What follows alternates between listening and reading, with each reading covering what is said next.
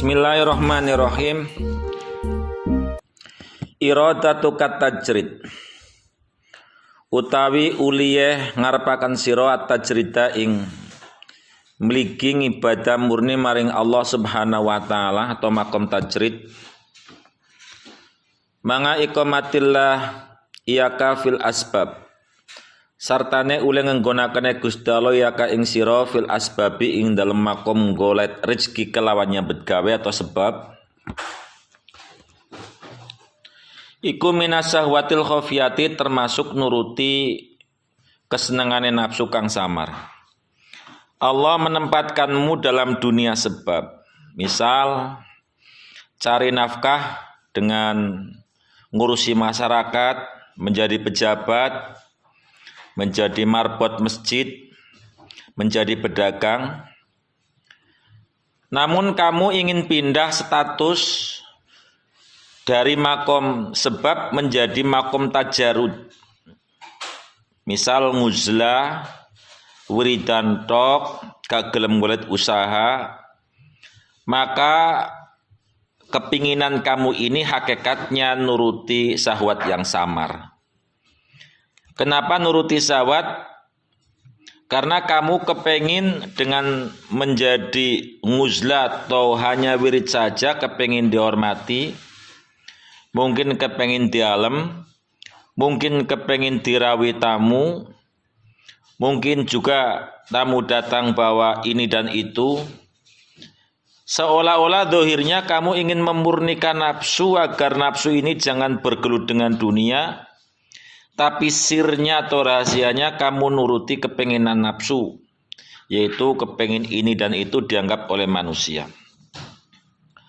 Wa iradatuka al asbab utawi uleh ngarepaken sira al asbaba ing makom sebab golek duit dengan usaha manga iqamatillahi yaka sartane uleh ngenggonakane Gusti Allah yaka ing sira fit tajrid ing dalam makom tajrid utawi kamu kepengin yang semacam itu iku inhitatun kalungsur atau terjun nganil himmatil aliyah saking sejokang luhur. Sebaliknya jika engkau ingin menghendaki makom sebab, padahal Allah sudah menempatkan kamu di makom tajrid, maka yang semacam ini adalah terjun dari himmah aliyah atau cita-cita yang tinggi. Perlu diketahui bahwa manusia diciptakan di atas muka bumi ini, tugas pentingnya adalah wa ma khalaqtul jinna wal insa illa liya'budun, untuk menyembah. Walaupun sebagian tafsir mengatakan ya'budun ini maknanya untuk mengetahui atau mengenal Tuhan. Liya'buduni, agar mereka menyembah kepadaku. Ku di sini adalah Allah Subhanahu wa taala. Dan menyembah ini tentu butuh sarana. Baik sarana untuk menutup aurat, sarana tempat, dan lain-lain, serta sarana kekuatan yang disebut dengan rizki. Lah di dalam mencari rizki ini manusia terbagi menjadi dua. Ada kalanya orang mendapatkan rizki dengan usaha, dan ada kalanya orang mendapatkan rizki tanpa usaha. Contoh, yang mendapatkan rezeki dengan usaha, orang yang dagang, orang yang kerja, orang yang menjadi biro jasa, dan lain-lain. Tapi di antara itu ada juga orang yang mendapatkan rezeki tanpa usaha. Misal seorang wanita hanya duduk di rumah, hanya bebersih di rumah, menjaga rumah, tapi rezekinya sudah cukup. Karena ada suaminya yang bekerja, berarti suaminya makomnya makom asbab, istrinya ini makom tajarud. Tapi tentunya disebut makom sebab dan tajarud ini yang kedua-duanya tidak melalaikan kewajiban sebagai tugasnya diciptakan oleh Allah sebagai hamba, yaitu kewajibannya ibadah. Tugas manusia di atas muka bumi ini banyak, tapi yang paling terpenting ibadah. Saya analogikan, HP itu tugas pentingnya adalah untuk alat komunikasi atau telepon. Walaupun di dalamnya ada mesin hitung, ada internet, bisa juga untuk WA, Facebook, link dan sebagainya. Saat kita menyetel MP3 atau musik, di tengah-tengah musik kemudian datang orang menelepon, maka pasti musiknya berhenti, yang muncul teleponnya. Berarti kalau telepon masih bisa muncul dalam kondisi HP untuk bermain musik, telepon itu masih bagus. Karena memang fungsi daripada telepon itu untuk telepon, bukan untuk musik-musikan.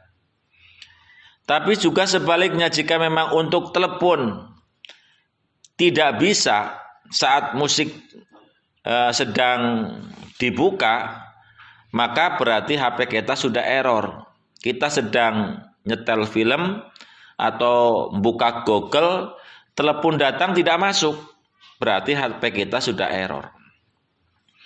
Begitu juga manusia tugasnya banyak di dunia ini. Ada yang menjadi TNI AD, Tani Angkatan Darat. Ada juga yang menjadi polisi. Ada juga yang menjadi pejabat tinggi di birokrasi dan macam-macam. Tapi saat ada panggilan Tuhan, yaitu Allahu Akbar, mereka yang meninggalkan kegiatan dunia terus kemudian menghadap Tuhan, berarti orang yang benar. Tapi kalau ada orang ke sawah kemudian gebyok padi, sudah Allahu Akbar, dia bilang kagok, terus gebyok sampai waktunya habis, dia tidak mengikuti panggilan Tuhan, berarti orang itu sudah orang error. Oke, di dalam mencari rezeki ini manusia ditempatkan dua tempat. Tinggal kita ini apa kita ditempatkan di tempat yang tajarud atau di tempat yang asbab. Tanda-tanda kita ditempatkan di tempat asbab, yaitu kita usaha. Dengan usaha itu kita mendapatkan sebagian daripada keuntungan. Kemudian di tengah-tengah kesibukan kita tidak lupa untuk menjalankan tugas utama, yaitu salat atau baca Al-Quran atau aurat-aurat yang lain. Dan di dalam usaha kita pun tidak rakus, tidak menghalalkan segala cara, tidak mencari untung dengan berbagai hal-hal yang merugikan orang lain, tidak mengurangi timbangan, tidak berdusta, juga tidak tamak kepada rezeki orang lain. Seketika orang itu masuk ke sana, karena kita juga kepengin badi semacam itu, akhirnya bertabrakan. Dengan usaha itu kita lancar, ibadat terus menerus tidak ditinggal, kita tidak rakus, bahkan mengantarkan apa yang kita usahakan ini kepada kebaikan, berarti makom kita adalah makom sebab.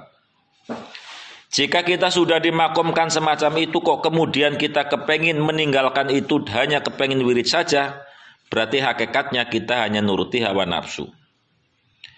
Adapun tanda-tanda makom tajarud, yaitu Allah menggampangkan hidupmu dari jalan min haitsu la yahtasib. Tidak disangka-sangka, tidak tahu. Rezeki begitu datang. Atau kamu tidak usaha tapi sudah ada yang menjamin. Ini juga min haitsu la yahtasib. Atau rezeki, walaupun kalimat min haitsu la yahtasib ini kadang-kadang tidak disangka-sangka. Ya, kamu sudah ada yang menjamin, ini kan kalimat dijamin itu kan tidak ada yang bisa menjamin kecuali Allah. Manusia hanya apa? Hanya berkira-kira atau hanya berjanji. Coba kalau dia mati, kamu digampangkan rezeki oleh Allah Subhanahu wa taala tanpa usaha, dan hatimu tetap tenang tak kala terjadi kekurangan. Misal ada uang banyak, kamu tidak sombong, digunakan ibadah. Dalam kondisi tidak ada yang ngasih, tidak ada rezeki pun, kamu tetap tenang, tentrem hatinya. Karena apa? Karena sandarannya hanya Allah. Dan tetap tidak berubah di dalam melaksanakan ibadah atau kewajiban-kewajiban yang lain. Seandainya kita ditempatkan di tempat tanpa usaha tapi rezeki ada, banyak rezeki tetap ibadah, sedikit rezeki tidak mengeluh tetap ibadah, berarti makom kita sudah makom tajarud. Kalau sudah makomnya demikian, kemudian itu ditinggalkan dan lari untuk dagang, untuk cari uang, berarti kita terjun daripada himmah yang sangat tinggi. Oleh sebab itu kita lakukan apapun bentuk kerjaan kita. Kalau memang kita usaha, dengan usaha itu kita bisa ibadah, usahanya pun bisa menjalankan sesuai dengan syariat, berarti itu makom kita. Kemudian kalau kita usaha, dari usaha itu tidak punya untung, ataupun kalau punya untung kita harus nipu, ganti usaha yang lain. Ganti usaha yang lain pun demikian. Terus menerus kerugian, ganti usaha yang lain. Kalaupun sudah berganti kemudian tidak ada hasilnya, berarti Allah hakikatnya akan sedang memindahkan statusmu dari makom sebab untuk menjadi makom tajarud. Maka tinggalkan mencari nafkah ini, tinggal kita mendekatkan diri kepada Allah, nanti Allah yang akan memberikan rezekinya kepada kita. Tapi dengan syarat, tak kala kita sudah memasuki makom tajarud itu pun kita masih bisa beribadah lebih maksimal, kedekatan Allah Subhanahu wa taala lebih maksimal, terutama dalam kondisi banyak atau sedikit, ada atau tidak ada rezeki, hati kita tetap tumakninah, keyakinannya tidak berubah, berarti makom kita sudah menjadi makom tajarud. Mudah-mudahan kita diberi hidayah taufik, apapun makom kita, makom sebab atau makom tajarud, tapi tugas terpenting kita adalah liya'buduni, agar kita bisa menyembah Allah Subhanahu wa taala, supaya kita mendapatkan status hamba dari Tuhan yang Maha Esa, yaitu Allah Rabbul Izzati.